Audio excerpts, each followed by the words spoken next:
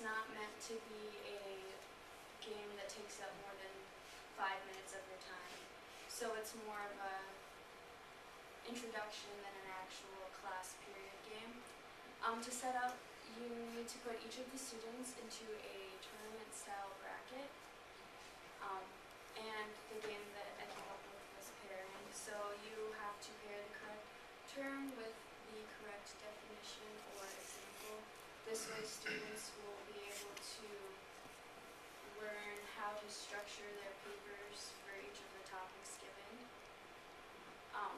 So each student will be paired with another, and you get 5 points for each of the correct terms and definitions that you pair correctly. And you get 3 to 5 minutes, so if a student believes that they have made all of the pairs correctly, they can call time and stop all the other students from continuing pairing. But they get a penalty of 6 points for each incorrect pair that they give, so you have to be really sure about what you're doing.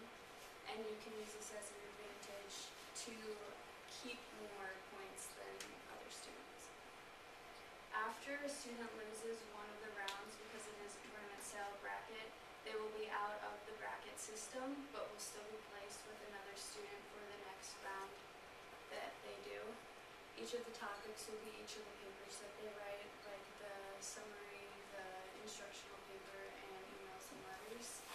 And it will also be used to help for learning about the speeches that were given in the class. When a student, the game will continue for each of the rounds, and when there are 2 winners left, they will face off for the winner of the bracket. But each of the other students will also be paired with students to get an additional 20 points for being able to correctly match all of the terms and definitions from each of the topics. So it could also be used as a review for the class for a review for the final paper proposal, since we'll be using each of the different topics that we learn about in class. There will be 2 winners for the game overall. The person that wins the bracket and the person that has the most points at the end of the game.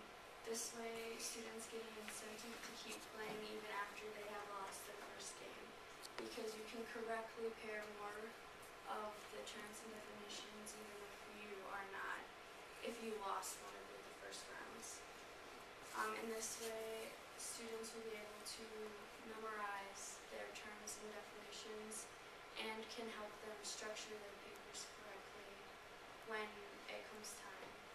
They will also learn the correct terminology for each of the definitions.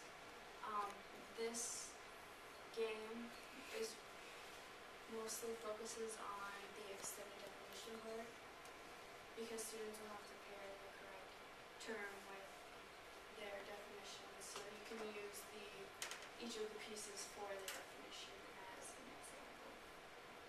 Overall, this game can be used for each